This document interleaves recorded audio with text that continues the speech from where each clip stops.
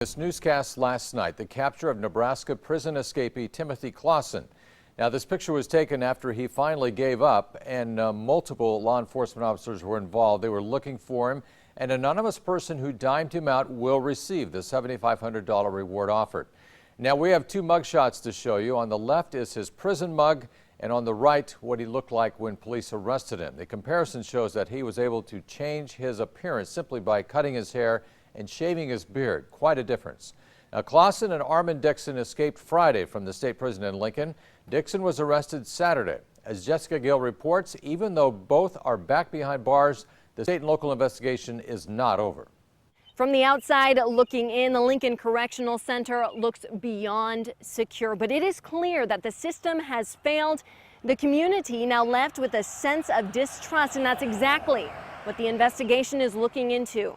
Now, at the state, our attention turns to analyzing and investigating where the correction system failed and how we go about rebuilding the faith of the public that our correction system can protect Nebraskans.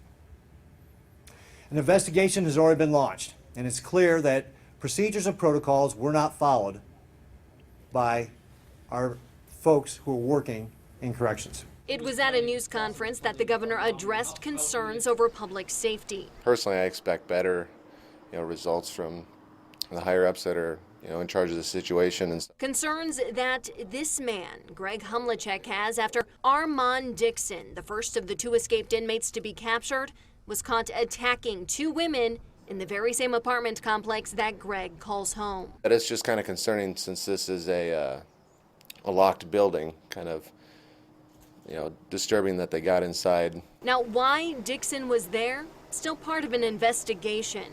And yet another investigation being launched here in Omaha now that the second and final escaped inmate was captured near 26th and Lake Wednesday.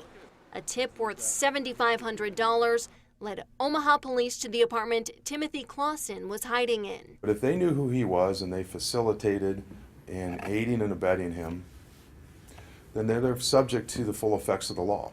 And that's part of this investigation. We're not going to spend thousands of hours in nonstop police work to walk away at this point. We'll backtrack and find out who was responsible for harboring him.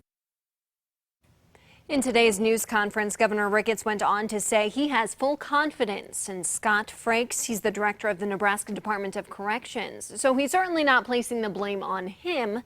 Department of Corrections experts from Virginia have been brought in to see where the actual problem lies and how to prevent something like this from ever happening again. And Jessica, Dixon and Clausen, where are they at now? Well, they now have a new home, John. That's at the Tecumseh State Correctional Institution. I do have a request in for an interview with both of them. Still waiting to hear back, of course. All right. Thanks, Jessica.